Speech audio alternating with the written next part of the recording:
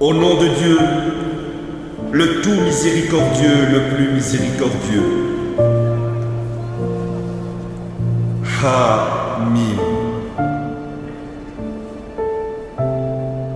Cette révélation de l'Écriture est de Dieu, le Tout-Puissant, l'Omniscient. Pardonneur de péchés, accepteur de repentir, strict dans l'application du châtiment et détenteur de tout pouvoir. Il n'y a aucun autre Dieu à côté de lui. À lui est l'ultime destinée. Nul n'argumente contre les révélations de Dieu, excepté ceux qui mécroient. Ne sois pas impressionné par leur réussite apparente. Mécréants avant eux étaient le peuple de Noé et beaucoup d'autres opposants après eux. Chaque communauté persécutait son messager pour le neutraliser. Et ils argumentaient avec le mensonge pour vaincre la vérité. En conséquence, je les ai punis, comme fut terrible mon châtiment. Ainsi, le jugement de ton Seigneur est déjà marqué sur ceux qui mécroient. Qu'ils sont les habitants de l'enfer? Ceux qui servent le trône et tous ceux autour glorifient et louent leur Seigneur et croient en lui. Et ils demandent le pardon pour ceux qui croient. Notre Seigneur, ta miséricorde et ton savoir embrassent toutes choses. Pardonne à ceux qui se répandent et suivent ton chemin. Épargne-leur le châtiment de l'enfer. Ya Rab, Ya Rab, Ya Allah. Notre Seigneur, et admets-les dans les jardins d'Éden que tu as promis pour eux et pour les justes parmi leurs parents, époux et enfants. Tu es le Tout-Puissant, le plus sage. Et protège-les de tomber dans le péché. Quiconque tu protèges de tomber dans le péché, ce jour-là, a atteint une miséricorde de ta part. Ceci est le plus grand triomphe. On dira à ceux qui mécroient, l'aversion de Dieu envers vous est encore pire que votre propre aversion envers vous-même. Car vous étiez invités à croire, mais vous avez choisi de mécroire. Ils diront, notre Seigneur, tu nous as mis à mort 2 fois, et tu nous as donné 2 vies. Maintenant nous avons confessé nos péchés. Existe-t-il une quelconque issue? Existe-t-il une quelconque issue? C'est parce que lorsque Dieu seul était prôné, vous refusiez de croire.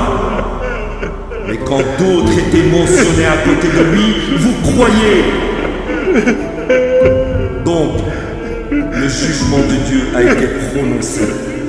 Il est le plus haut, le grand. Il est celui qui continuellement vous montre ses preuves et vous fait descendre du ciel des provisions. Seuls ceux qui se soumettent totalement seront capables de prendre considération. Donc, vous vouerez votre adoration absolument à Dieu seul, même si les mécréants n'aiment pas cela.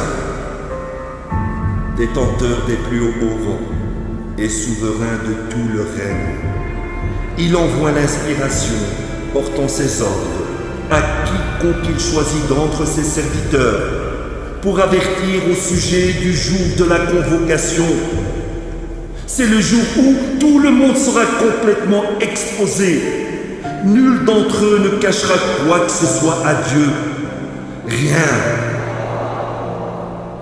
À qui appartient toute souveraineté ce jour-là? À Dieu, l'unique, le suprême. Ce jour-là, toute âme sera rétribuée pour tout ce qu'elle aura acquis. Il n'y aura aucune injustice ce jour-là. Dieu est le plus efficace dans la reddition des comptes. Avertis-les au sujet du jour imminent, quand les cœurs seront terrifiés et beaucoup seront pleins de remords. Les transgresseurs n'auront ni amis, ni intercesseurs pour être obéis. Il est pleinement conscient de ce que les yeux ne peuvent pas voir et tout ce que les esprits dissimulent. Dieu juge équitablement, tandis que les idoles qu'ils implorent à côté de lui ne peuvent rien juger. Dieu est celui qui est l'entendant, le voyant.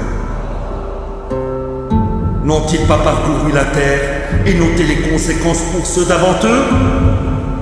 Ils étaient plus forts qu'eux et plus productifs sur terre.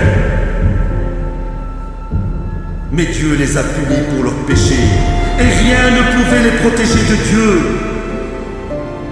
C'est parce que leurs messagers sont allés à eux avec des preuves claires, mais ils ont mécru. Par conséquent, Dieu les a punis. Il est puissant, strict dans l'application du châtiment. Nous avons envoyé Moïse avec nos signes et une profonde autorité à Pharaon, Aman et Pharaon. Mais ils dirent, un magicien menteur.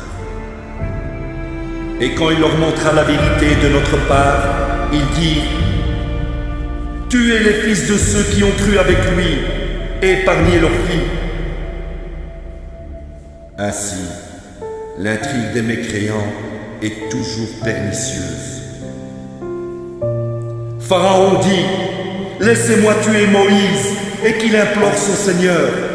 Je crains qu'il ne corrompe votre religion ou ne propage le mal dans tout le pays. Moïse dit, je cherche refuge en mon Seigneur et votre Seigneur, contre tout arrogant qui ne croit pas au jour de la reddition des comptes. Un croyant parmi le peuple de Pharaon, qui dissimulait sa foi, dit, comment pouvez-vous tuer un homme juste pour avoir dit, mon Seigneur est Dieu? Et il vous a montré des preuves claires de votre Seigneur. Si c'est un menteur, c'est son problème. Et s'il est véridique, vous bénéficiez de ses promesses. Sûrement, Dieu ne guide aucun transgresseur menteur. Ô mon peuple, aujourd'hui vous avez la royauté et le dessus. Mais qui nous aidera contre le jugement de Dieu s'il devait venir à nous? Pharaon dit, vous n'avez à suivre que ce que j'estime convenable. Je ne vous guiderai que dans le bon chemin. Celui qui croyait dit, ô mon peuple, je crains pour vous le même sort que les précédents opposants, les opposants de Noé et les Had et les Tamoud, et d'autres qui sont venus après eux. Dieu ne souhaite aucune injustice pour les gens. Ô mon peuple, je crains pour vous le jour de la convocation. C'est le jour où vous souhaiteriez faire demi-tour et fuir. Mais rien ne vous protégera alors de Dieu. Quiconque Dieu égare, rien ne peut le guider.